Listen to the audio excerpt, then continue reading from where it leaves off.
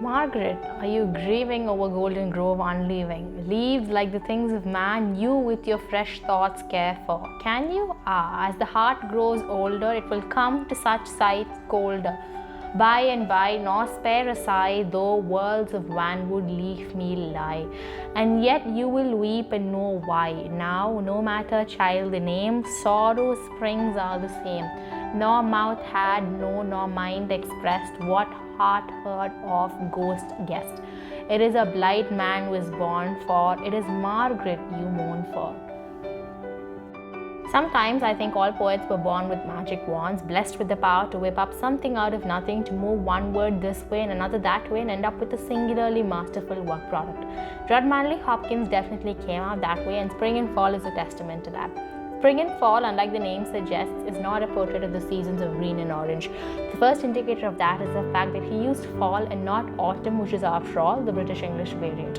What I find most ironic is that despite this poem eventually becoming a lament about human mortality, it is addressed to a child, the very embodiment of life at its youngest and finest. A child is made to experience an existential crisis at the sight of decaying leaves, and that an autumnal afternoon can ideate that, well, that's just peak romanticism. The structure of the poem is astonishingly simple. It is written in rhyming couplets, and alternating lines have 7 and 8 syllables.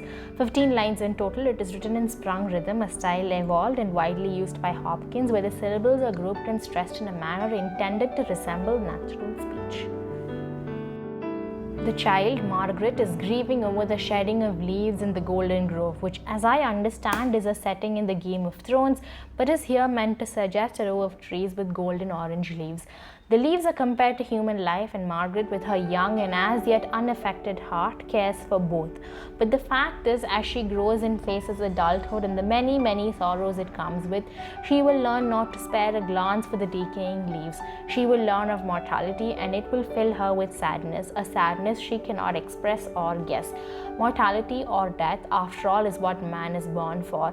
It is the end, and no matter how golden the leaves are, they will fall and shrivel away into the earth. And so eventually what Margaret mourns for will be Margaret herself. The title of the poem is a little too deceptive for my liking, but what is a pursuit of poetry without the element of mystery? Spring and Fall entices the reader into believing this is a joyous celebration of springtime vibrancy, but the use of unleaving quickly suggests otherwise. The next 4 lines are a fine description of human sadness. Our descent from grief to a forced indifference applies perhaps not only to our understanding of human mortality, but also to our other bereavements, love, life, and laughter.